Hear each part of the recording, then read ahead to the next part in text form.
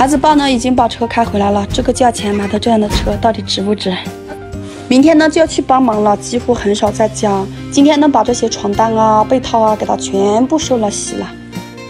感觉这个枕头也是黄出出的，也把它吞了，给它洗掉去。哦，妹妹，这个床单们更别说了，直接一头是那个灰尘都多大呢。今天的衣服呢还是比较少的嘛，然后呢就是把这些床单被套给它弄了洗掉去。这个棉絮上面也是有好多灰灰渣渣，然后呢我也给它刷一下。今天呢有个打算，想用全自动的洗衣机来洗，但是嘛我又怕全自动的洗不干净，我又用半自动的先搅2道。这个全自动的洗衣机看这么一小坨，质地们还重得很，然后呢就叫嫂子的大姑娘来帮我抬一遍。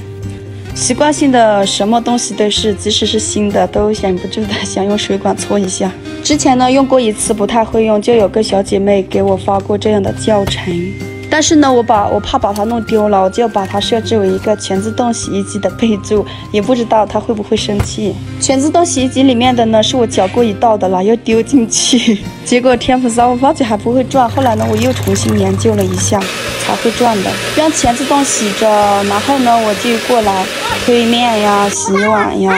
你别说，这个全自动洗衣机是真的好方便呀，就是有点浪费水。山羊哥呢已经开车回来了，买了一点豆腐、2粉豆花回来。车呢也就是这个样子，姐妹们，3000多块钱，你们看看到底值不值？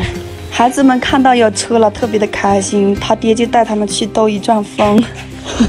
想想当初我买3轮车都是3000多块钱呢，这个面包车才也是这样的价格。以后孩子不舒服啊什么的，也就不用受罪，等到明天早上了。山羊哥做生意也可以不用说去搭车了。上去看了一眼呢，我就回来了，把那些衣服给他晾着，给小老二的眼睛给他热敷着。因为呢，在我们这里看说是那个麦粒肿，就拿那个热毛巾给他热敷着，再用那个红霉素软膏给他擦擦，化了呢就好了，不化呢叫我带去县城里面看一下，叫我先观察着。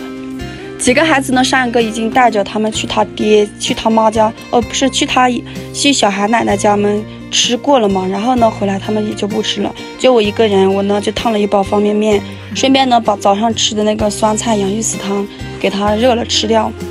妈呀，真的这个方便面是不是肚子饿了？都感觉真的特别的香，特别的好吃。好了哈，姐妹们，今天视频呢就到这里了，谢谢你们的观看。